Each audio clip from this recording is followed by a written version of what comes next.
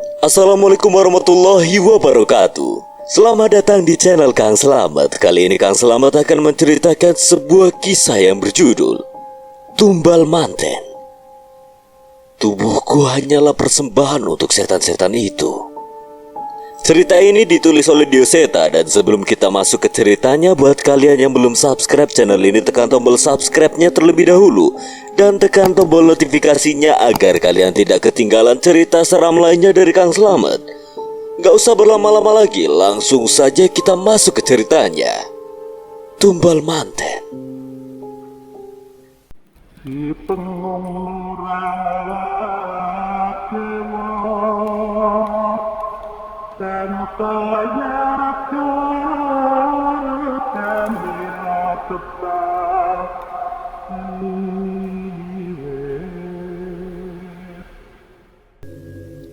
Kalau ada kemungkinan untuk mengalahkan Dorkantur, hanya malam ini saatnya.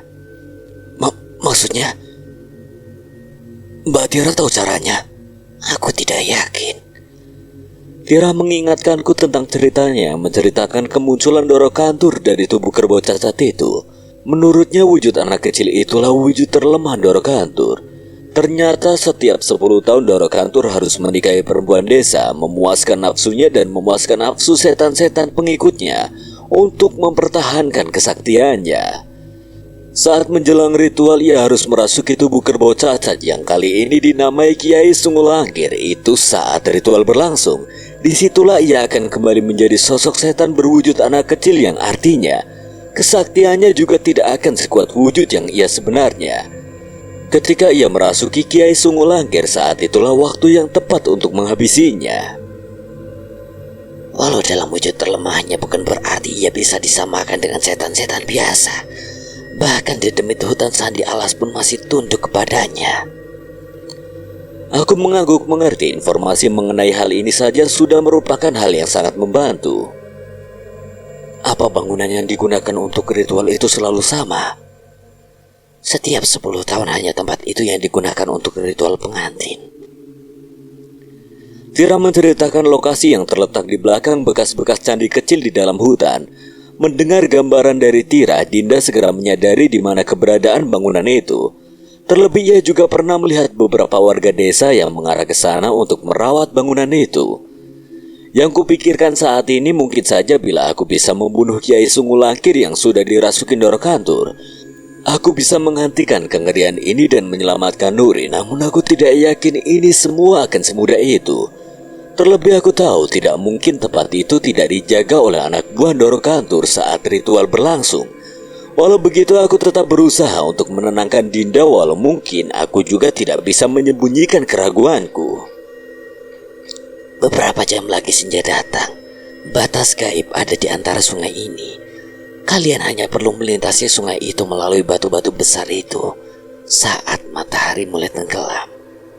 Setelah ini, aku harus pergi sebelum ada anak buah Dorkantur yang melihat aku bersama kalian. Mbak Tira gak ikut kami? Tidak bisa. Tubuhku sudah hancur, aku seharusnya sudah mati. Aku bisa pergi karena sudah ada yang akan menggantikanku. Setelah malam ini, akhirnya aku bisa menjemput ajalku. Aku dan Dinda terdiam setelah semua siksaan yang Tira terima ternyata ujungnya adalah kematian. Apakah Tuhan tidak bisa sedikit saja memberikan kebahagiaan untuk Tira yang sudah begitu tersiksa? Enggak, Mbak harus hidup. Seandainya bisa, Dinda. Seandainya aku bisa hidup, aku ingin sekali menghabiskan waktu bersamamu. Aku tidak peduli wujudmu, Mbak. Seandainya Mbak bisa hidup, Dinda mau ngerawat Mbak Tira. Biar Dinda jadi adiknya Mbak Tira. Terima kasih, Dinda. Ketemu kamu saja Mbak udah senang. Mbak gak nyesel. Titip doakan Mbak saja, biar roh Mbak Tira bisa tenang dan tidak dendam setelah semua apa yang terjadi. Dinda akhirnya tak mampu menahan tangisnya. Aku berusaha menenangkan Dinda, namun aku sendiri hampir tak mampu menahan air mata yang sudah berkaca-kaca di mataku. Pasti, Mbak, kami pasti akan mendoakan yang terbaik untuk Mbak Tira. Terima kasih. Aku mengelus punggung Dinda berharap ia bisa mengikhlaskan kepergian Tira. Ia masih menangis terisak. Aku tidak bisa menahannya, terlebih ketika ia tahu apa yang akan terjadi pada adiknya setelah ini. Aku mengelus punggung Dinda berharap ia bisa mengikhlaskan kepergian Tira. Ia masih menangis terisak. Aku tidak bisa menahannya, terlebih ketika ia tahu apa yang akan terjadi pada adiknya setelah ini. Aku pun memandang sekitar hutan ini. Satu persatu mulai muncul sosok-sosok yang tadi hanya terdengar suaranya saja. Ada warga desa dengan baju kuno dengan wajah pucat, prajurit kerajaan dengan bagian tubuh yang tidak lengkap, hingga sosok yang melayang-layang. Sepertinya mereka memang menanti senja untuk sesekali mengintip alam di mana mereka pernah hidup sebelumnya. Satu yang bisa kupastikan, sosok ini bukanlah anak buah Ndoro Kantur. Mereka tidak saling menyinggung dan tidak peduli dengan keberadaan sosok lain di sekitarnya. Mereka arwah penasaran. Aku mengangguk dan menceritakan analisaku. Dinda cukup tenang mendengarnya. Aku mengajak Dinda mendekat ke sungai dan memintanya terus membacakan doa-doa yang kuajarkan sebelumnya. Mas mau semedi dulu. Mungkin saja Mas bisa dapat petunjuk. Dinda mengangguk sembari terus menggumamkan doa-doanya. Kini ia tidak begitu takut memandang sosok mengerikan di sekitarnya. Ia mulai terbiasa. Suara arus air yang deras perlahan terdengar semakin tenang. Aku terlarut pada alam pikirku yang membawaku pada sebuah ingatan. Saat itu aku masih kecil ketika bapak mengenalkanku dengan eyang-eyang kami. Mereka menyambut bapak dengan baik dan merasa senang dengan kehadiran kami. Aku tidak pernah bisa mengingat nama-nama mereka, namun yang aku tahu mereka adalah orang yang menjaga peninggalan Trasambara.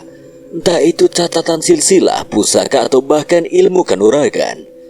Semoga Bismo bisa menjadi anak yang meneruskan kebanggaan Trasambara, yo Eyang. Kamu ini ngomong apa? Kamu juga bagian dari Trasambara. Kami pun bangga memiliki kamu. Dulu aku tidak mengerti tentang perbincangan mereka, namun saat sudah cukup dewasa aku mulai mengerti tentang apa yang bapak maksud. Selama ini aku berpikir bahwa aku dan Bimo adalah anak yang berbeda. Ibu dan bapak sering kerepotan dengan keberadaan kami yang lahir dengan membawa hal yang berbeda.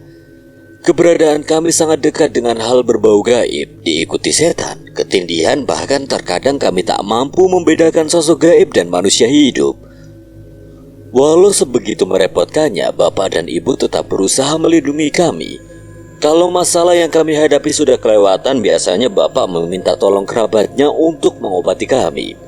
Tapi saat berada di antara sesepuh-sesepuh keluarga Sambara, entah mengapa justru aku merasa sama dengan mereka. Saat itu aku diajak di sebuah rumah sederhana namun cukup luas. Bapak mengenalkanku satu persatu pada eyang-eyang yang ada di sana. Tidak hanya mengajakku bercanda, mereka juga menyentuh dahiku dengan jempolnya seolah memberiku restu. Aku melihat wajah bangga bapak saat itu, walau aku belum tahu bahwa ia bangga atas apa. Bapakmu itu orang hebat, Le. Sangat hebat. Saat kamu tumbuh besar nanti dan menjadi seseorang yang lebih besar dari bapakmu, kamu harus ingat pesan ini, ya. Iya, Eyang. Setelah selesai meminta restu pada semua sesepuh, samar-samar aku melihat sosok-sosok tak kasat mata berada di sekitar mereka.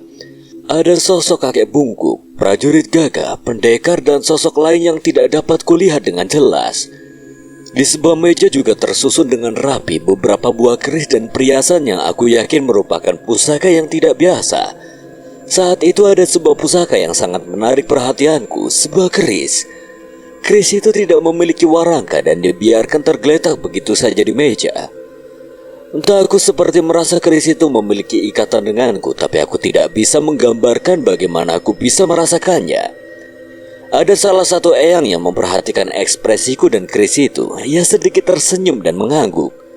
Pertemuan itu berakhir cukup singkat, layaknya pertemuan keluarga yang saling berbagi cerita. Di situ aku sangat bersyukur memiliki kerabat yang sangat baik dan pengertian. Tidak ada satupun hal di tempat itu yang membuatku tidak nyaman. Tadi kenalan sama berapa eyang, Bismo? 7, Pak. Tapi Bismo gak hafal nama-namanya. Saja mereka gimana? Seneng gak? Iya Pak, walau sudah berumur tapi gak canggung sama Bisma. Kenapa Bapak nanya gitu? Ndak boleh Bapak bisa ngeliat Limo. Ucapan Bapak saat itu membuatku berpikir sejenak. Barulah saat hampir sampai ke rumah aku sadar bahwa hanya 5 dari sesepuh kami yang hadir di tempat itu yang masih hidup. 2 lainnya adalah roh dari leluhur kami yang ikut bergabung dengan acara kami. Daun yang terjatuh tepat di kepala membuatku mendapatkan kembali kesadaranku. Aku memegang daun itu dan menyadari aku berada di alam manusia. Dinda, aku menoleh dan mendapati Dinda sedang tertidur bersandar di punggungku. Aku yakin rasa lelah sudah menumpuk di tubuhnya setelah semua apa yang ia hadapi beberapa hari ini. Besok pagi kamu bisa tidur sepuasmu setelah kita selamatkan Nuri. Langit merah pun mulai menghitam. Kami tidak bisa membuang waktu lebih lama lagi. Suara keramaian arak-arakan sayup-sayup terdengar sampai ke tempat ini. Aku yakin itu adalah rombongan pengantin Nuri yang hendak menuju tempat bangunan keramat itu. Dinda, kita berangkat sekarang. Iya Mas, jangan sampai terlambat. Aku dan Dinda mencuci muka menggunakan air sungai dan bergegas meninggalkan tempat itu. Arwah-arwah penasaran di sana masih menunggu malam datang untuk kembali lagi ke alamnya. Bersabarlah. Saat ini semua selesai, aku akan mengirimkan doa agar kalian semua bisa tenang. Kami menerobos semak dan dedaunan hingga sampai pada rombongan pengantin yang memasuki hutan. Beberapa obor terlihat menyala-nyala mengiringi rombongan pengantin yang sama sekali tidak bisa dibilang wajar. Itu bapak sama ibu Mas. Dinda menunjuk arah orang tuanya yang berjalan mengiringi Nuri. Di depannya berjalan perlahan sosok kerbau pincang yang menyebarkan bau amis. Aku tidak ingin memberitahu Dinda, namun di depan mataku saat ini yang terlihat bukan hanya iring-iringan pengantin, namun ada juga iring-iringan makhluk tanpa kepala yang berjalan di belakang rombongan itu. Di setiap sisinya juga terlihat makhluk yang melayang-layang memandang Nuri dengan penuh nafsu. Asap kemenyan mengepul di sekitar Nuri. Sekilas aku menebak bahwa Nuri sudah kehilangan kesadarannya. Dengan berhati-hati kami mengikuti rombongan itu dari jauh. Dalam hati aku tidak henti-hentinya membaca doa berharap agar keberadaan kami tidak terendus oleh mereka. Cukup dalam kami memasuki hutan, namun ada batas yang pada akhirnya hanya Nuri, Kiai Sungulangkir dan sosok kakek tua yang menjebak kami di alam gaib itu, yang meneruskan perjalanan hingga sampai di bangunan keramat itu. Itu hanya rumah kayu biasa, namun ukiran kayunya terlihat mewah dengan kepala pintu yang terukir wajah Butokolo. Walau hanya digunakan 10 tahun sekali, namun bangunan ini terlihat terawat. Benar ucapan Tira. Warga desa merawat tempat ini baik-baik. Saat itu juga aku menyimpulkan bahwa mungkin saja dapat diartikan bahwa warga desa memang memelihara sosok Ndoro Kantur ini. Nuri mengeluh cemas yang menoleh sembari berharap ibu ataupun ayahnya menyelamatkannya dari situasi ini. Namun sayangnya jawaban yang ia dapat tidak seperti apa yang ia harapkan. Kedua orang tuanya hanya mengangguk merestui kepergiannya menjalani ritual itu. Aku mengepalkan tanganku geram melihat hal itu. Apakah keinginan setan lebih penting dari nyawa anak mereka sendiri? Perkataan itu merupakan bahwa Nuri masih sadar dalam mengikuti semua ritual yang ia jalankan tadi. Tapi kakek itu tidak membiarkan hal itu terjadi. Seorang ibu berpakaian kebaya membawa sebuah nampan dengan beberapa lembar daun. Ia mengambilnya dan menggunakannya untuk menutup mata Nuri sembari menggumamkan mantra. Seketika raut wajah Nuri berubah. Ia menurut begitu saja pada kakek itu untuk masuk ke dalam bangunan keramat bersama kerbau itu.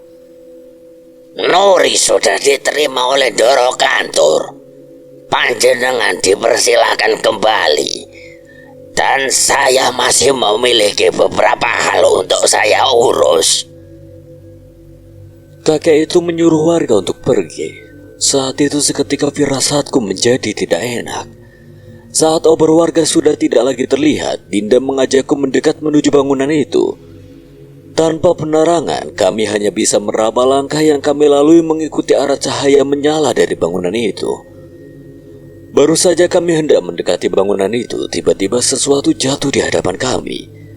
Aku menelan ludah melihat apa yang berada di depan kaki kami. Wajahku memucat melihat mayat yang telah terbungkus kain kafan terbaring di sana. Tidak hanya satu, di sekitar kami berjatuhan mayat-mayat yang sudah membusuk dengan kain kafan yang hampir tidak bisa membungkus tubuh itu seutuhnya. Aku mencoba menenangkan Dinda dan membaca alunan ayat-ayat suci, tapi ternyata pocong itu tidak bisa bergerak. Pocong itu benar-benar mayat manusia yang sudah tak bernyawa.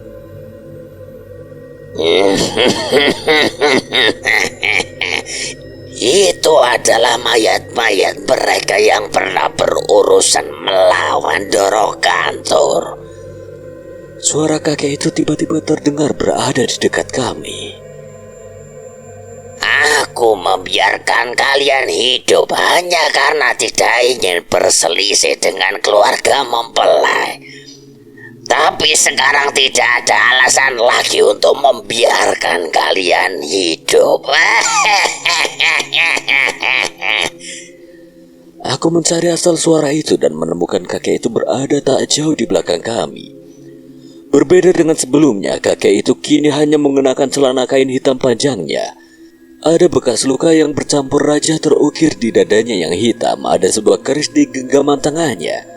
Ia menggenggam bilah keris itu dan menggoreskan telapak tangannya hingga meneteskan darah. Sembari membaca beberapa mantra, ia menatap Dinda sembari tersenyum dan menjilat darah di kerisnya. Dinda terpaku, ia tidak sadar dengan apa yang terjadi padanya. Wajahnya semakin pucat dengan darah yang menetes dari mata dan telinganya. Dinda, menjauh dari sini! Dinda berusaha mempertahankan kesadarannya sementara aku berlari ke arah kakek itu untuk berusaha membuatnya menghentikan mantranya. Hentikan kakek brengsek! Sebuah pukulan ku arahkan ke arah kakek itu, namun ia bisa menghindar dengan mudah. Jelas kakek itu bukan kakek biasa yang dapat diremehkan. Aku pun melemparkan sebuah batu ke arah kakek itu. Ia menghindar dan celah itu aku manfaatkan untuk mendaratkan sebuah pukulan di perutnya.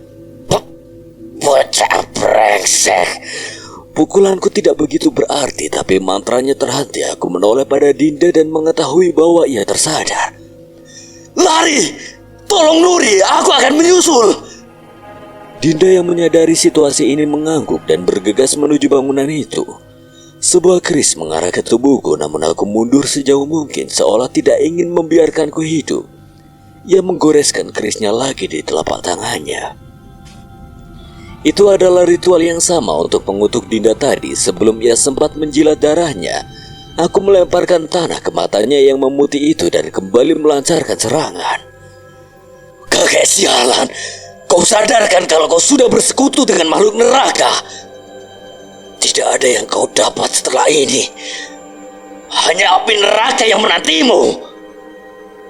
Justru itu, aku tidak terima bila hanya aku yang merasakan api neraka. Kalian juga harus ikut dengan kami. Selama aku bisa menghalangi ritual-ritual yang dilakukan kakek itu, seharusnya aku bisa terhindar dari trik atau ilmu hitam yang ia gunakan untuk mengutuk Dinda atau memindahkan kami ke alam lain. Tapi aku tidak punya banyak waktu untuk meladeni kakek tua ini. Walau tubuhnya rentan, tak mengapa seranganku tidak berdampak banyak padanya. Aku langsung menduga bahwa kakek ini memiliki ilmu kebal. Saat itu aku mengingat kejadian di desa saat ada maling yang tertangkap dan sempat dipukuli oleh warga. Anehnya maling itu tidak merasa kesakitan dan tetap sombong menantang warga desa. Saat itu bapak datang dengan membawa batang kelor yang masih berdaun dan menyabetkan pada maling itu. Saat itu juga maling itu berteriak kesakitan meminta-minta ampun belajar dari bapak. Saat aku berurusan dengan demit atau ilmu gaib, aku selalu membawa benda-benda tertentu seperti itu. Benar saja, saat aku mengambil batang dan daun kelor dari tasku, kakek itu terlihat gentar. Aku menyabetkannya pada kakek itu yang menghindar, namun sabetanku menggores sedikit telapak tangannya. Kakek itu berteriak kesakitan. Ini berhasil. Aku pun menghadapi kakek itu bersenjatakan benda yang sering digunakan oleh bapak untuk mengusir setan. Bocah brengsek! Wajah kakek itu meringis kesakitan setiap kali aku berhasil mendaratkan serangan ke kulitnya. Aku hampir merasa ini akan berhasil. Sayangnya melawan seseorang yang memiliki ilmu hitam tidak semudah itu. Kau pikir cara bodoh ini bisa mengalahkanku? Aku mencoba membuktikan gertakannya dengan menyerangnya lagi. Namun tiba-tiba aku terjatuh oleh sosok yang memegangi pergelangan kakiku. Sudah cukup. Jangan pikir seorang Bagandas akan mati hanya karena benda seperti ini. Aku mencoba melepaskan kakiku dan mencoba meraih batang kelor yang menjadi senjataku. Tapi tangan-tangan dari dalam tanah kembali muncul untuk menahan tubuhku. Sial. Derajat kita berbeda. Aku Bagandas, bangsawan dari Trapaku Jajar yang diperintahkan untuk menjaga Doro Kantur hingga ia bersatu dengan Ingon Trapaku Jagar yang lain. Tidak mungkin aku mati hanya karena bocah sialan seperti kalian. Tubuhku tertahan terbaring di tanah. Kakek yang akhirnya mengaku bernama Mbah Gandas itu menginjak dadaku dan mencekik leherku. Satu tangannya memegang keris hitam yang sudah mengincar jantungku. Sesali perbuatanmu di neraka. Aku menutup mataku, tak berharap ajalku akan berakhir saat ini. Di tengah ketakutanku, tiba-tiba terdengar suara keris yang beradu. Aku masih dapat merasakan tubuhku dan membuka mata untuk melihat apa yang terjadi. Keris Mbah Gandas terpental. Ada sebuah keris yang muncul dari tubuhku. Bukan. Aku merasakan keris ini muncul dari sukmaku. Cahayanya mengalihkan penglihatan Mbah Gandas dan mengusir tangan-tangan dari dalam tanah yang menangkapku. Aku tak sempat berpikir apapun. Spontan aku menggenggam keris itu dan menusukkannya ke tubuh Mbah Gandas. Keris itu. Wow. Sepertinya Mbah Gandas juga terheran dengan apa yang terjadi. Ia tidak menyangka keadaannya akan berubah secepat ini. Keris misterius itu menembus dada Mbah Gandas yang memuntahkan darah. Kalau begitu ini adalah pertarungan hidup dan mati.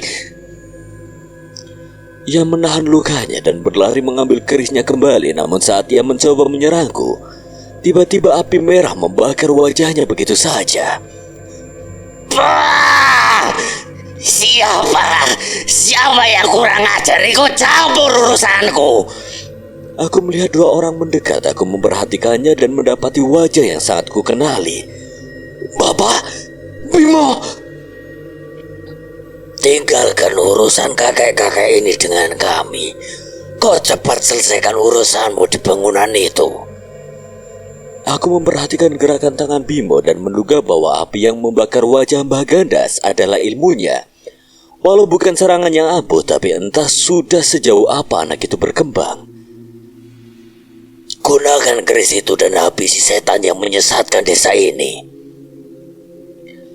Mbah Gandas tidak menyerah. Ia mencoba mendekatiku, tapi bapak menahannya dengan batang kelor andalannya dan bantuan Bimo di belakangnya.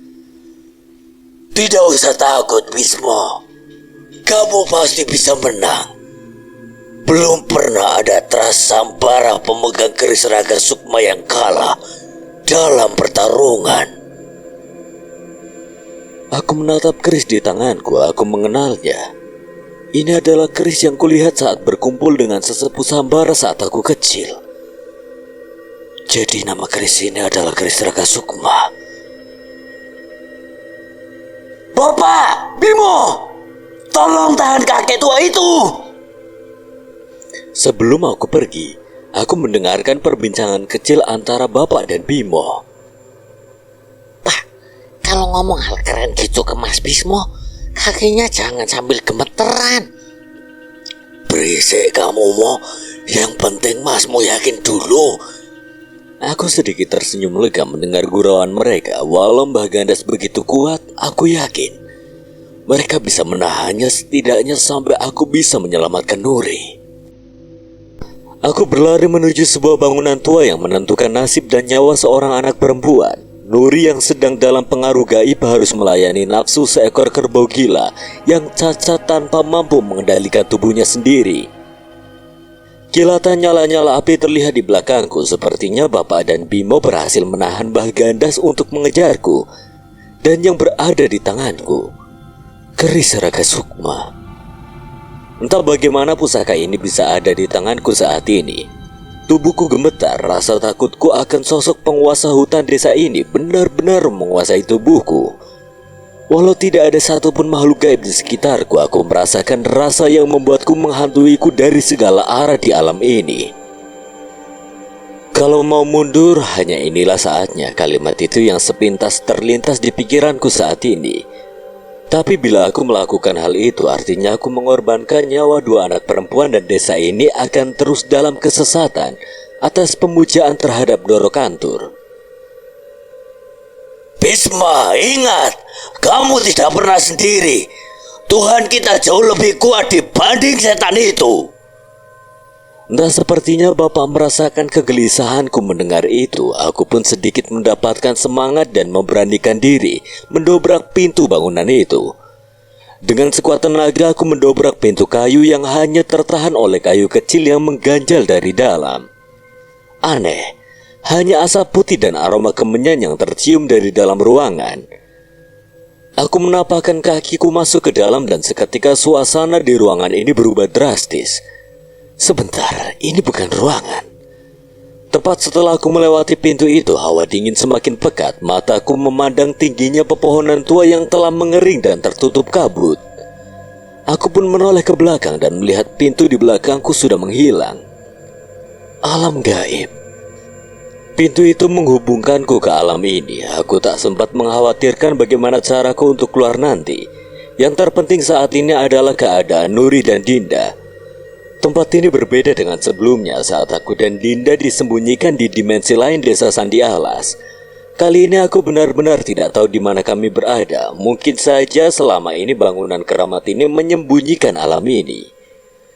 Suara alunan tembang sinden terdengar dari jauh bersama dengan alunan gamelan yang mengiringinya. Suaranya begitu jauh, namun keberadaan suara itu seolah memang diperuntukkan untuk terdengar hingga ke tempat ini. Aku mencoba untuk terus berjalan mencari keberadaan Dinda dan Nuri. Hanya pohon-pohon kering dan bau amis darah yang tercium di antara kabut pekat ini. Sampai akhirnya samar-samar aku pun melihat pergerakan dari kabut. Itu adalah bayangan sosok seseorang yang tengah menari. Gerakannya begitu gemulai dengan lekukan tubuh yang tergambarkan sempurna oleh bayangan di balik kabut. Suara tembang yang sayup-sayup terdengar seolah mengiringi sosok yang menari itu. Aku mendekat dan semakin menyadari bahwa setiap gerakan tarian itu begitu menawan. Gerakan pinggulnya seolah menggoda siapa saja yang menyaksikannya. Dan bila aku perhatikan, sosok perempuan itu memang sedang menari seolah merayu seseorang. Jangankan orang itu, melihat bayangannya saja sudah membuatku merasa tergoda. Semakin aku mendekat, semua semakin jelas. Ada obor-obor yang mengelilingi sebuah altar. Di atasnya ada seorang perempuan yang menari. Itu Nuri. Tarian Nuri itu ditunjukkan pada Kiai Sungulangkir, sang kerbau gila yang cacat. Ia benar-benar kehilangan kesadarannya dan bertingkah seperti pelacur yang sedang menggoda seorang pria. Tapi yang mengerikan, yang ia rayu dengan tariannya itu adalah seekor kerbau yang menjijikan. Sebelum aku mendekat, aku berusaha berhati-hati mencari keberadaan Dinda. Perasaanku tidak enak. Bila ritual ini masih terjadi, mungkin saja terjadi sesuatu yang buruk dengan Dinda. Dan benar saja, baru sebentar aku menolehkan wajahku ke beberapa sisi tempat itu. Aku melihat ada seorang perempuan yang terbaring tak sadarkan diri di bawah salah satu pepohonan. Wajahnya pucat, ada bekas darah mengalir dari sisi matanya. Dinda! Bangun, Dinda! Aku mencoba membangunkannya dengan hati-hati, namun tidak ada respon dari tubuhnya. Aku mencoba memeriksa nadi dan nafasnya. Beruntung ia masih bernafas, tapi keadaannya cukup parah. Dinda, bangun! Aku mengambil minyak rempah yang kubawa dan mengoleskannya di bawah hidung Dinda. Aroma menyengat dari minyak ini seharusnya bisa menyadarkannya. Mas Bisma... Dinda tersadar dengan tubuh yang lemah. Ia memegangi kepalanya seolah menahan rasa sakit yang amat sangat. Nuri mas. Aku berusaha menutup mulutnya agar tidak membuat kegaduhan. Saat Dinda sudah tenang, aku pun menunjukkan apa yang sedang terjadi di tempat itu. Dinda mulai panik saat melihat adiknya tengah menciumi kerbau itu sembari menari dengan sensual. Apa yang terjadi dengan kamu? Dinda menceritakan bahwa saat ia masuk ke bangunan itu, ia berusaha menyadarkan Nuri dan membawanya pergi. Namun sosok yang sudah merasuki Nuri melawan. Aku memanggil Nuri berkali-kali, Mas, tapi dia tetap gak sadar. Setelah mengetahui keberadaanku, Kiai Sungulangkir menatapku dengan mata yang aneh. Aku tidak sadar dengan apa yang terjadi, tapi tiba-tiba mataku meneteskan darah dan sekujur tubuhku terasa sakit.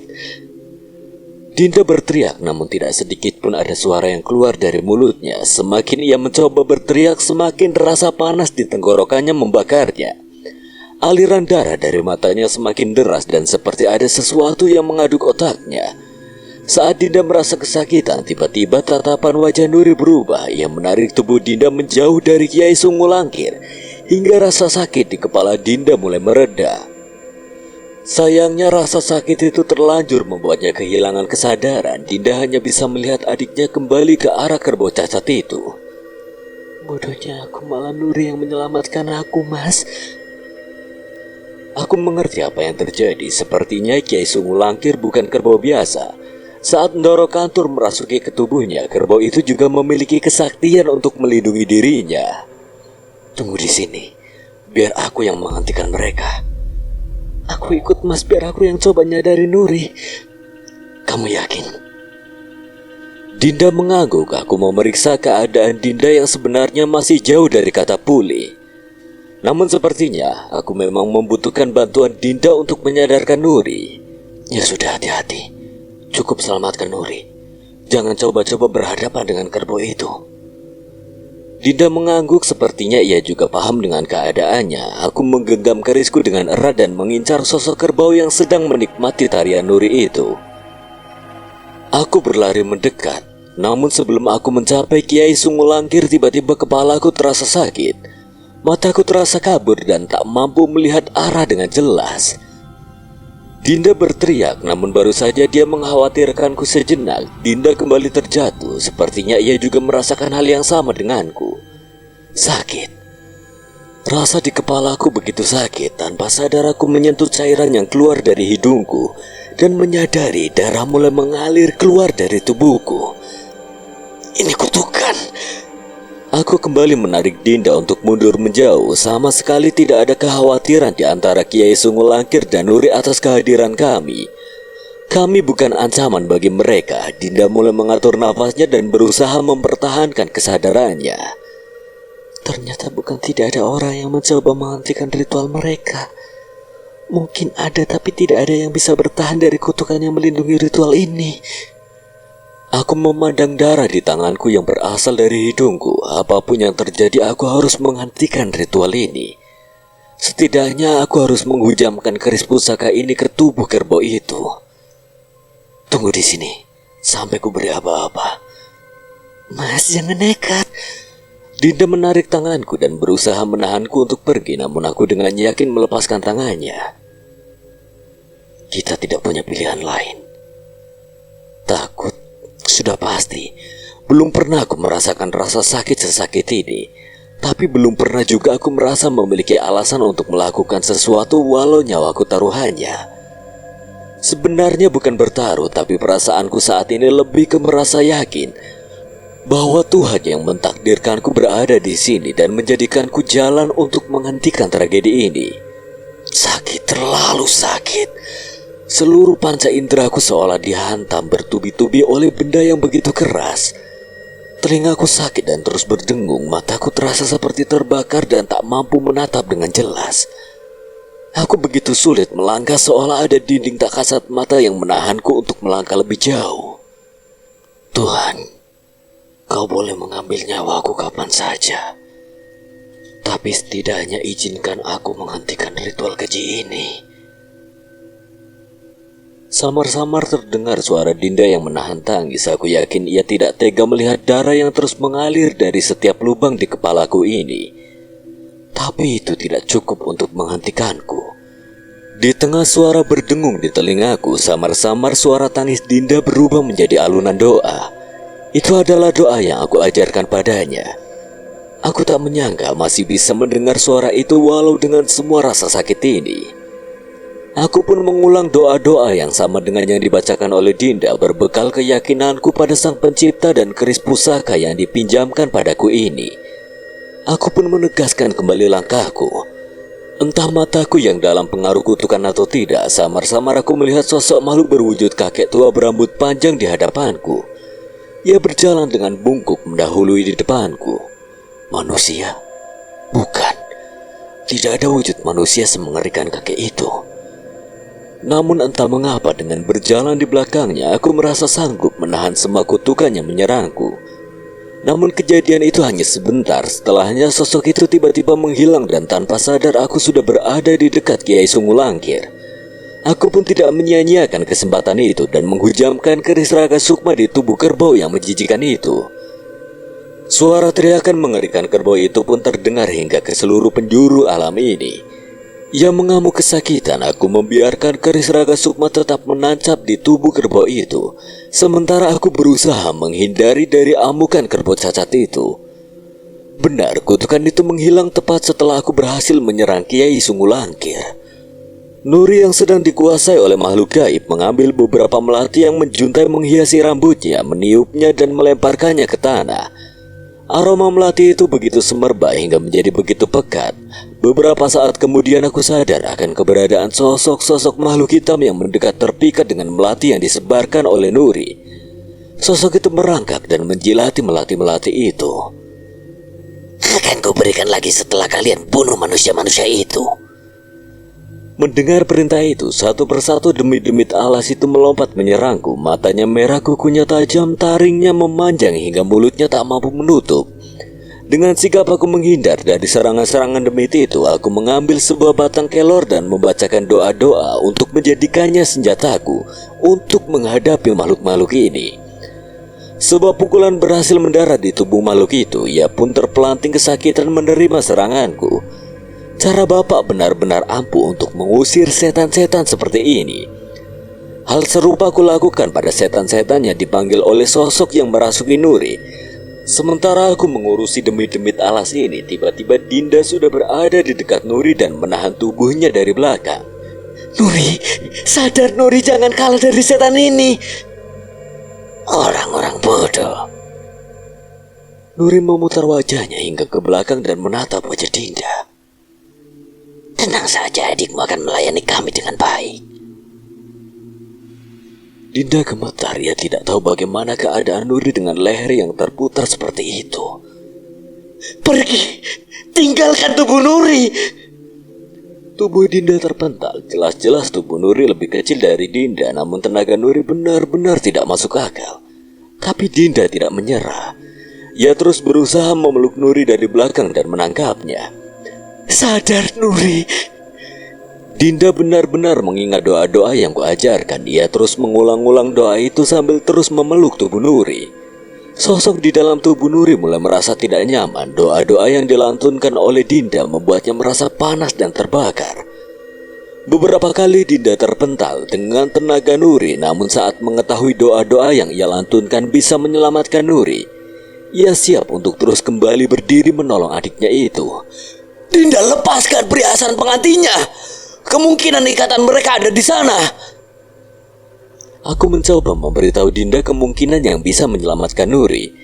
Dinda yang mengerti segera mencari cara melepas satu persatu perhiasan yang merias tubuh Nuri. Tusuk konde, kalung, gelang, dan berbagai perhiasan yang disematkan di tubuh Nuri dengan berbagai cara dilepaskan oleh Dinda. Benar dugaanku, kekuatan setan itu melemah. Ikatan antara setan itu dan Nuri tidak sekuat sebelumnya. Bunuh perempuan ini lebih dulu. Saat itu demit-demit alas yang menghalangiku beralih menoleh ke arah Dinda dan mengincarnya. Jangan harap. Aku benar-benar mengamuk saat itu. Kukumandangkan doa panjang di hutan itu yang membuat setan-setan itu tak mampu lagi bergerak. Kuinjak dan kuludahi semua melati yang setan itu gunakan untuk memanggil demit alas itu. Setan-setan itu pun kesakitan dengan seranganku dan bersamaan dengan berakhirnya doa yang kubacakan, setan-setan itu melarikan diri. Nuri pun menunjukkan gelagat aneh. Ia berteriak sekuat-kuatnya dan jatuh tak sadarkan diri. Nuri! Dinda khawatir, tapi aku tahu sosok yang merasukinya sudah terlepas dari tubuh Nuri. Dia ada di sana, sosok yang berdiri dengan mengerikan tak jauh dari Dinda dan Nuri berada. Sosok pocong yang tubuhnya terbungkus dengan kain jarik itulah yang menguasai tubuh Nuri. Aku ingin bergegas menangani pocong itu, tapi seketika firasatku memaksaku untuk berhenti. Aku merasa ada bahaya yang lebih besar yang mengancamku dari belakang. Kurang ajar! Kurang ajar! Terdengar teriakan seorang anak kecil dari arah belakang. Aku menoleh dan melihatnya. Kiai Sungu Langkir sudah bersimbah darah dan darahnya membentuk sebuah genangan. Perutnya robek dan dari sanalah muncul seorang anak yang berlumuran darah dengan wajah penuh amarah. Doro Kantur. Aku bisa menebak sosok itu. Semua yang diceritakan oleh Tirah benar adanya. Anak itu menatapku dengan penuh amarah. Walau begitu aku sedikit lega. Amarah itu juga berarti kami sudah berhasil menggagalkan ritual itu. Jangan berani-berani. Dalam sekejap, kekuatan besar membuat Dinda terpental dan membuat tubuh Nuri terseret ke genggaman Doro Kantur. Ia menjambak rambut Nuri yang sedang berusaha untuk tersadar dan menyeretnya. Diam di sana. Nuri terbanting ke sebuah pohon besar yang berada tak jauh dari Doro Kantur. Dinda khawatir dengan keadaan adiknya, namun aku memberinya isyarat untuk tidak mendekat. Walau dalam wujud anak kecil, Doro Kantur tetap berbahaya. Keris itu. Aku harus mencabut keris Raga Sukma dari bangkai Kiai Sungu Langkir. Mungkin pusaka itu satu-satunya cara agar kami bisa selamat dari situasi ini. Dengan mengumpulkan keberanianku, aku berlari ke arah Doro Kantur. Wajahnya yang penuh amarah sudah siap untuk melampiaskan semuanya kepadaku. Tapi aku tidak dengan serta-merta menghadapinya secara langsung. Sayangnya aku terlalu polos. Tanpa menyentuhku saja dengan sebuah teriakan, Doro Kantur sudah mementalkanku hingga terjatuh ke tanah. Nyawamu tidak cukup untuk membayarnya. Tangan Doro Kantur memanjang hingga ke tanah. Kuku-kukunya semakin tajam menyatu dengan jari jemarinya yang panjang. Cakaran tanpa ampun mengayun ke arahku. Aku sudah menduga serangan itu dan menghindarinya dengan berguling ke sisi lain. Namun ia tak berhenti dan bergantian menyerangku dengan kedua tangannya. Doa-doa sudah kubacakan. Semua alat yang biasa Bapak gunakan untuk menghadapi setan sudah kugunakan. Entah apa lagi yang bisa kuperbuat saat ini. Yang ku bisa hanya menghindari serangan Doro Kantur dan menahan tekanan dari kekuatan yang mencoba merasukiku. Sayangnya perbedaan kekuatan kami terlalu jauh. Doro Kantur dengan mudah mencekiku dan mengangkat tubuhku. Aku mencoba membela diri dengan melafalkan doa-doa dan terus berusaha melepaskan cakarannya dari leherku. Aku tahu ia tetap merasa panas dan terganggu dengan setiap doa yang kubacakan. Aku sadar bukan ayat-ayat suci dan doa yang tidak mempan pada Doro Kantur, melainkan keteguhan imanku yang belum cukup kuat untuk menjadikan lantunan ayat-ayat itu untuk mengalahkan Doro Kantur. Saat ia tak mampu menahan panas dari doa-doaku, Doro Kantur pun membantingku sekali lagi ke tanah. Kali ini ia benar-benar berniat menghabisiku tanpa ampun. Kepalamu akan kupajang di pintu keratonku. Jantungmu akan menjadi makanan setan-setan alas. Dan sisa tulang belulangmu akan menjadi pondasi kerajaanku. Namun sebelum Doro Kantur mau mulai serangannya, tiba-tiba keris Raga Sukma tertancap di tanah tepat di sebelahku. Tanpa sempat berpikir, aku pun mengambilnya dan menggoreskannya ke wajah Doro Kantur. Darah hitam bermunceratan dari wajah Doro Kantur, namun seolah tak merasakan sakit sedikit pun. Ia terus menghujamkan cakarnya ke arahku. Sebuah luka yang dalam terbentuk di salah satu bahuku. Sakit, tapi setidaknya kini aku bisa sedikit melawan. Menjauh, Bhisma. Saat itu aku mendengar suara yang kukenal berasal dari atas kami. Aku menurutinya dan seketika nyala api jatuh membakar Doro Kantur. Eyang, itu Eyang Atmo. Atmo Sambara, ayah dari bapak sekaligus kakekku. Tapi ada yang aneh, ia melayang di atas kami. Saat itu pun aku menyadari bahwa saat ini hanya Sukma Eyang Atmo saja yang berada di sana. Tahan makhluk itu sebisamu, Bismo. Eyang-eyangmu sedang mencoba mencari pertolongan. Api yang membakar Doro Kantur padam dengan mudah. Yang mencoba menyerang roh Eyang, tapi roh Eyang menghilang begitu saja dan tiba-tiba berada di belakangku. Jangan lengah. Kali ini pertarungan sengit terjadi antara aku dan Doro Kantur. Entah apa yang Eyang lakukan, tekanan dari kutukan Doro Kantur benar-benar tak lagi terasa. Kali ini aku hanya bisa percaya pada perintah Eyang untuk terus bertahan sampai bantuan datang. Sayangnya walaupun dengan bantuan Eyang aku masih kewalahan. Nafasku habis, tubuhku terlalu lelah dengan semua tekanan di alam ini. Sebaliknya Doro Kantur malah semakin kuat setelah terbiasa dengan tubuh barunya. Tanganku terpental, namun aku terus berusaha menggenggam keris raga Sukma, satu-satunya senjataku untuk melawan. Buang-buang waktu berurusan dengan kalian. Doro Kantur tak lagi mengejarku. Setelah menguasai tubuhnya, aku mulai merasakan perubahan mengerikan darinya. Kulitnya menghitam, sepasang tanduk muncul dari kepalanya. Tubuhnya membesar layaknya seekor kerbau yang berjalan dengan dua kaki. Apa ini wujud sebenarnya makhluk itu? Eyang hanya menggeleng melihat sosok itu. Kami tidak bisa membayangkan sekuat apa makhluk itu sekarang. Tapi di tengah kebingungan kami, tetesan hujan mulai jatuh. Aku merasakan sesuatu yang berbeda dari keris raga Sukma. Ada sebuah permata kecil berwarna biru yang menyala. Tak lama kemudian permata putih ikut menyala. Dan saat hujan semakin deras, muncul sosok kakek tua bungkuk yang berjalan di hadapanku. Selang beberapa saat, seketika juga muncul seorang pendekar yang berdampingan dengan makhluk itu. Siapa mereka? Eyang Atmo hanya meletakkan jarinya di depan bibirnya.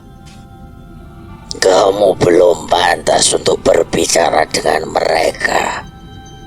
Sepertinya eyang-eyangmu yang lain berhasil memanggil mereka. Aku tidak mengerti apa yang Eyang maksud, tapi dalam sekejap hal yang tidak kuduga terjadi. Kakek itu tertawa terkekeh-kekeh sembari melompat ke berbagai arah. Sedangkan sang pendekar dengan cekatan menghajar Doro Kantur. Wujud mengerikan Doro Kantur menjadi bulan-bulanan kedua makhluk itu. Brengsek, mengapa kalian makhluk dari zaman dulu ikut campur? Tidak ada jawaban dari mereka. Sebaliknya, teriakan itu dibalas dengan cakaran kakek tua itu yang merobek-robek tubuhnya. Entah, aku tidak menjelaskan apa yang terjadi, tapi dalam waktu singkat tubuh Doro Kantur penuh dengan luka. Kalau aku dalam wujud sempurnaku, kalian pasti sudah mati. Sekali lagi, sesumbar Doro Kantur dibalas dengan pukulan yang membuatnya terkapar di tanah. Saat itu Nuri tersadar. Ia menoleh ke arah Doro Kantur dan menyadari kehadiran Dinda. Mbak Dinda, Nuri, kamu gak apa-apa kan Nuri? Dinda lega mendapati adiknya tersadar. Di tengah guyuran hujan, ia memaksakan dirinya untuk berjalan dan menyambut adiknya itu. Dinda benar-benar mengenali adiknya itu. Ia segera memeluknya dan tanpa mampu menahan tangis. Mbak Dinda yang membawa mereka ke sini. Dinda mengangguk sambil terus memeluk adiknya tersayang itu. Alih-alih membalas pelukan Dinda, tiba-tiba Nuri justru membawa tubuh Dinda mendekat ke bangkai Kiai Sungulangkir. Tak diduga, Nuri mendorong tubuh Dinda hingga tanduk tajam Kiai Sungulangkir menembus tubuh Dinda. Nuri, Dinda, Dinda! Aku berlari menghampiri Dinda, sementara Nuri mundur menjauh dari Dinda dengan wajah penuh amarah. Mengganggu. Aku yakin tidak ada sosok apapun yang merasuki Nuri. Aku yakin yang melakukan ini adalah Nuri dalam keadaan sadar. Apa maksudmu? Apa yang kau lakukan dengan kakakmu? Dinda menahan rasa sakitnya. Ia terbatuk hingga memuntahkan darah. Aku tidak yakin akan ada yang bisa selamat dengan luka seperti ini. Melihat hal itu, tak disangka Doro Kantur tersenyum. Ia tertawa puas melihat kejadian itu. Kalian mengganggu, benar-benar mengganggu. Siapa kamu sebenarnya? Nuri hanya tersenyum dengan wajah berbeda. Wajahnya tidak lagi polos, seolah tak perlu lagi menyembunyikan apapun.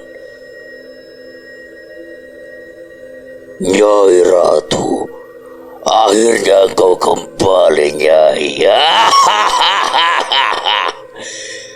Nyai Ratu, apa maksud Doro Kantur? Di hadapanku hanyalah sosok anak berumur belasan tahun. Tak kusangka aku harus bangkit dengan keadaan seperti ini. Bagaimana bisa rencana aku gagal dengan manusia bodoh seperti ini? Pergilah, Nyai. Biar aku yang mengurus mereka semua. Mereka tidak pantas untuk berhadapan dengan Nyai. Doro Kantur masih sengit beradu ilmu dengan kedua sosok yang melindungi kami. Saat itu Nuri melenggang begitu saja meninggalkan kami. Dinda mengangkat tangannya mencoba meraih adiknya. Nuri, jangan pergi, Nuri. Benar-benar makhluk bodoh. Nuri mengangkat tangannya seolah memberi pertanda pada beberapa sosok. Sosok pocong berkain jarik itu tiba-tiba melepas kainnya dan mengikatnya di pinggang. Di balik kainnya ternyata ia mengenakan pakaian kerajaan yang sangat kuno. Ada beberapa bayangan lagi yang tiba-tiba muncul dan mengikuti Nuri. Adikmu adalah titisan Nyai Ratu Tanusedo Pakujakar. Semua ritual setiap 10 tahun ini adalah cara untuk menemukan dan membangkitkan Nyai Ratu. Tunggu. Jadi Nuri adalah titisan sosok Nyai Ratu itu. Apa maksudnya ini? Bagaimana bisa terjadi? Gagalnya ritual ini sudah menggagalkanku mendapatkan tubuh sempurna. Aku akan membalasnya beberapa puluh tahun lagi setelah mendapatkan seluruh kekuatanku. Setelah aku membangkitkan kembali pasukan-pasukan Pakujakar. Jangan dikejar. Tapi Eyang Atmo melayang ke hadapanku. Ia benar-benar melarangku untuk pergi. Anak itu membutuhkanmu. Aku menoleh ke arah Dinda. Ia benar-benar kesulitan untuk bernapas. Saat ini aku hanya bisa menutup lukanya dengan kain seadanya untuk menghentikan pendarahannya. Nuri, Mas. Nuri, bagaimana? Air mataku menetes melihat keadaan Dinda, bahkan di kondisi nyawanya yang berada di ujung tanduk. Ia masih mengkhawatirkan adiknya yang berniat membunuhnya itu. Nuri selamat. Tenang saja, Dinda. Nanti kita akan bawa dia kembali. Tanpa kusadari, tiba-tiba alam berkabut ini berubah menjadi sebuah ruangan kecil berdindingkan kayu. Aroma kemenyan tercium semerbak di tempat ini. Ini bangunan tadi. Aku menoleh ke arah Doro Kantur. Saat itu ia sudah tak berdaya dengan berbagai luka menghiasi tubuhnya. Tugasku sudah selesai. Aku tidak peduli dengan apa yang kalian lakukan padaku. Benar saja, seolah menjawab tantangan Doro Kantur. Kedua sosok roh yang menolongku itu merobek tubuh Doro Kantur hingga terbelah menjadi dua. Rohnya hancur seketika dan terbakar api hitam yang membara. Doro Kantur terus tertawa bangga walau dengan wujud seperti itu. Apa yang kau tertawakan? Mungkin orang yang kau puja berhasil bangkit dan menikmatinya.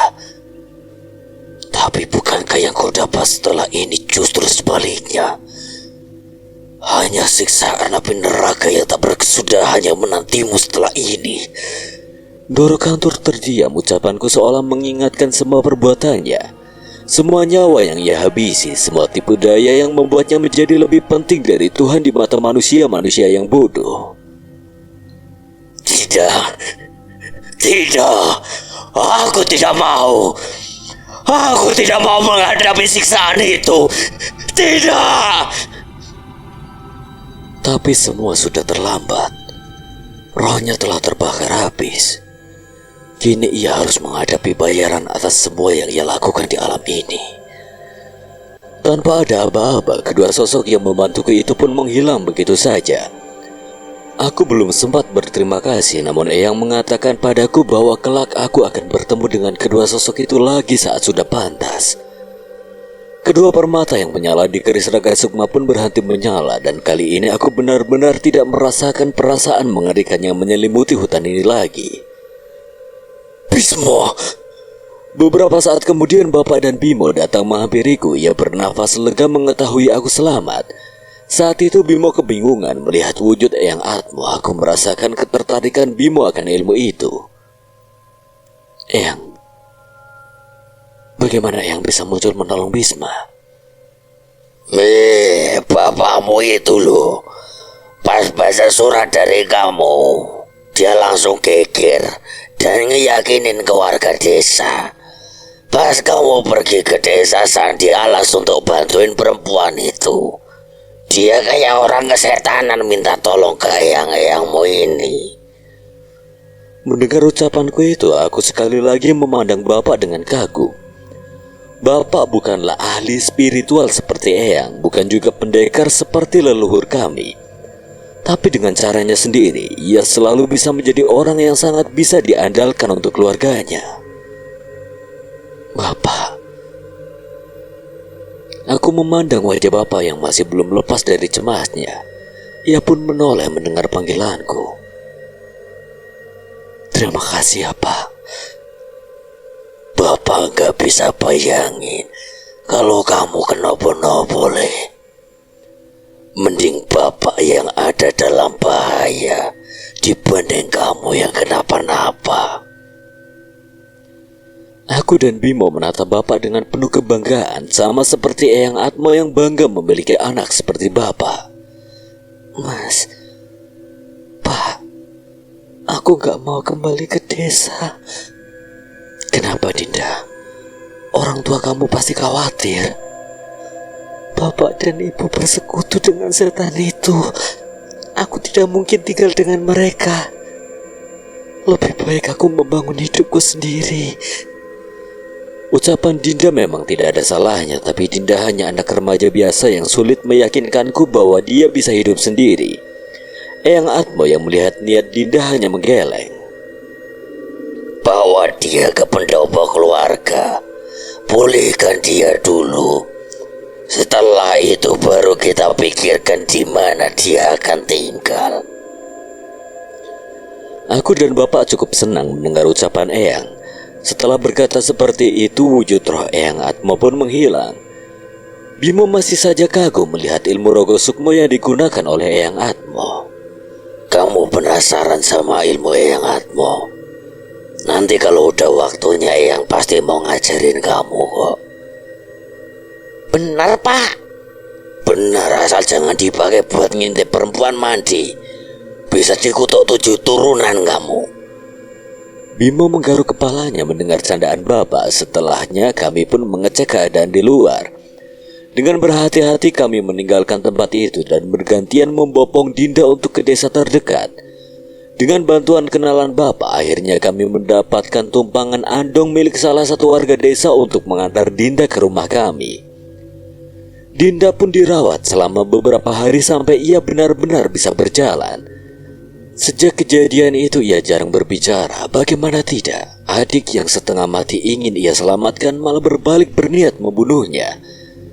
Aku sendiri belum mengerti sepenuhnya tentang apa yang terjadi pada Nuri.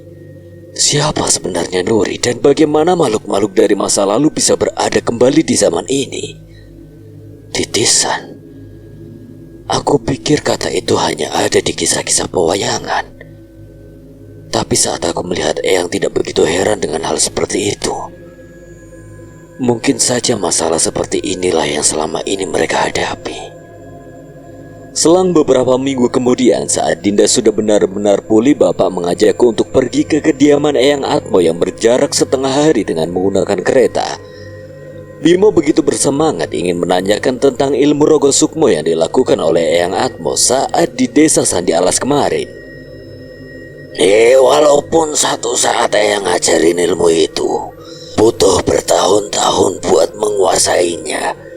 Itu aja kalau kamu kuat sama latihannya. Nggak apa-apa Pak, dibanding ilmu lain, ilmu itu yang harus Bimo pelajarin.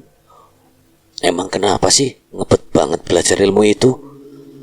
Bimo merenung sejenak sembari menikmati pemandangan di luar jendela kereta. Aku mengira ia sedang membayangkan rohnya sedang melayang terbang dengan bebas di langit luar sana. Kalau bisa ilmu itu, seandainya orang terdekat kita dalam bahaya, setidaknya kita bisa datang dengan lebih cepat walau hanya dalam wujud roh saja. Aku tersenyum mendengar jawaban Bimo. Memang benar, seandainya Eyang Atmo terlambat sedikit saja. Aku tidak tahu bagaimana nasibku saat ini. Tapi lebih dari itu, aku juga memiliki rasa penasaran yang ingin ku ketahui saat sampai di sana nanti. Terutama tentang kedua sosok yang menolongku saat pertarungan kemarin. Lewat tengah hari kami pun sampai di rumah Eyang Atmo. Sudah ada beberapa kerabat kami yang berada di sana menyambut kami. Oh, ini Nak Dinda.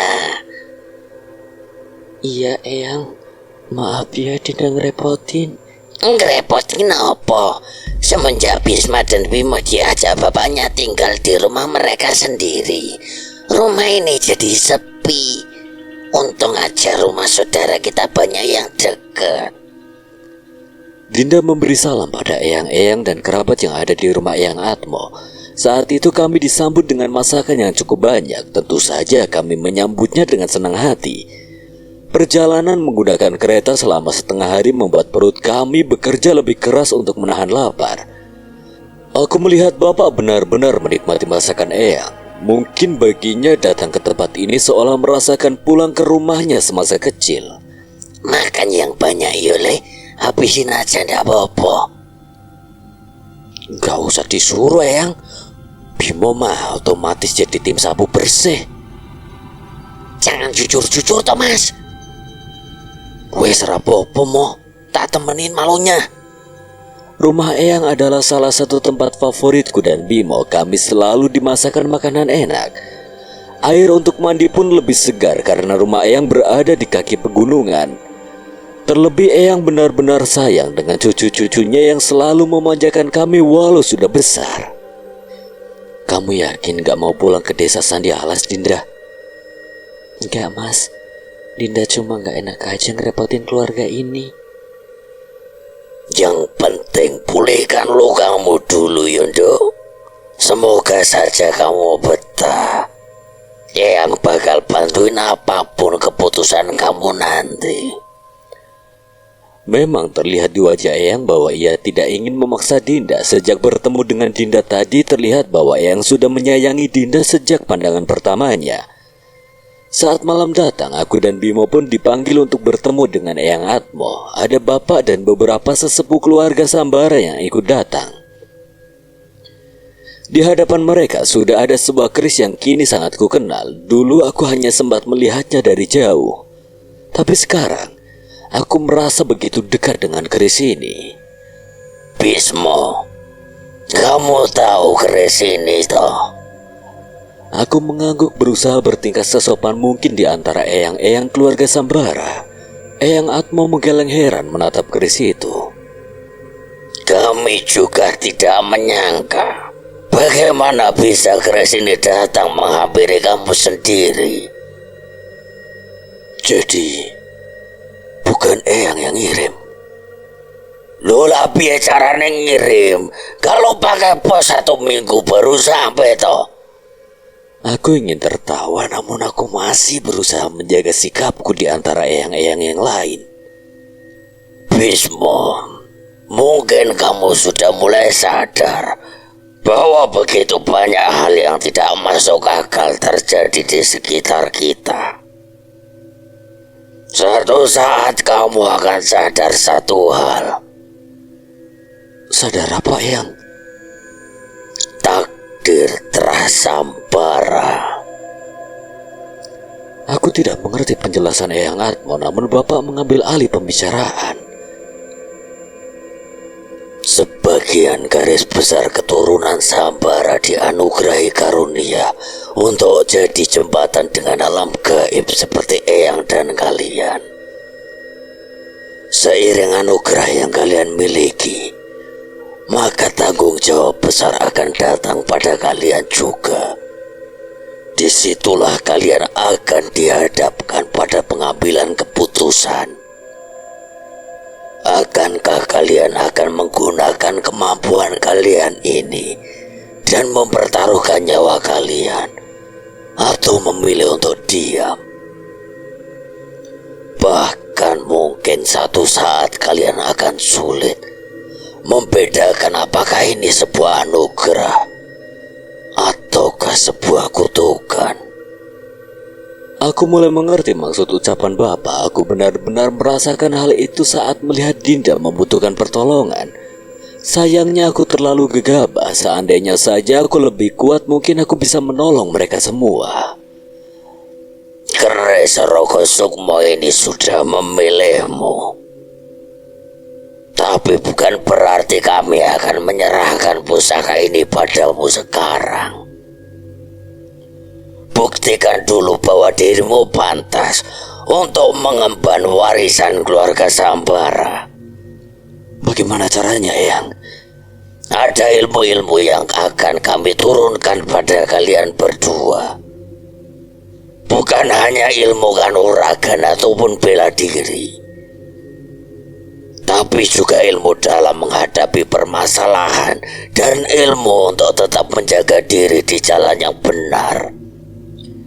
Saat kalian sudah menguasai semuanya, maka pusaka-pusaka Sambara akan pantas berada di tangan kalian. Mendengar ucapan itu, aku cukup bersemangat. Sungguh aku tidak menyangka akan merasa seperti ini.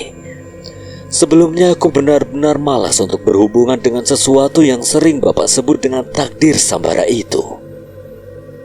Eyang, soal dua sosok yang membantu kita dulu, sebenarnya mereka siapa? Eyang sudah bilang, saat sudah waktunya kau akan mengenal mereka. Mereka adalah sosok-sosok yang terikat dengan pewaris keris Rogo Sukmo.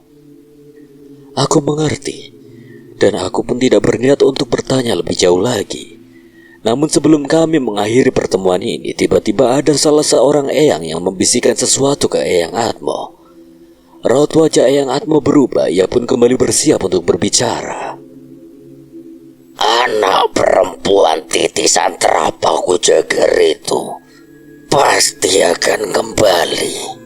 Apa yang terjadi kemarin telah menggagalkan kebangkitan titisan Trapaku Jagar itu. Tapi bukan berarti kita bisa bernapas lega. Saat dewasanya Ratu Tanusedo Paku Jagar itu akan menyatu dengan kekasihnya yang juga mengincar kebangkitan. Sang raja dari Trah Paku Jagar saat itu terjadi, akan banyak tumbal yang mereka korbankan. Terus kita harus gimana, Eyang? Tidak ada. Kita hanya bersiap. Belum tentu kalian yang berhadapan dengan mereka. Bisa saja saat itu terjadi. Keturunan kalianlah yang harus berhadapan dengan mereka. Mendengar jawaban itu, aku masih belum bisa tenang. Jauh di sisi hatiku masih berharap. Apakah ada jalan untukku mengembalikan Nuri menjadi adik yang baik seperti sebelumnya? Atau malah memang tidak pernah ada Nuri yang polos sebagai adik Dinda? Setidaknya aku harus bersiap. Trapaku Jagar pasti merupakan namatra yang akan membawa bala bencana. Setidaknya ada yang bisa aku persiapkan dan kuwariskan ketika Tra itu kembali bangkit dan mengancam kehidupan umat manusia juga keturunanku. Sekian dan terima kasih buat Dioseta yang telah mengizinkan saya membawakan ceritanya. Apabila ada kesalahan atau kekurangan, Kang Selamet memohon maaf sebesar-besarnya. Akhir kata, Kang Selamet pamit undur diri. Wassalamualaikum warahmatullahi wabarakatuh.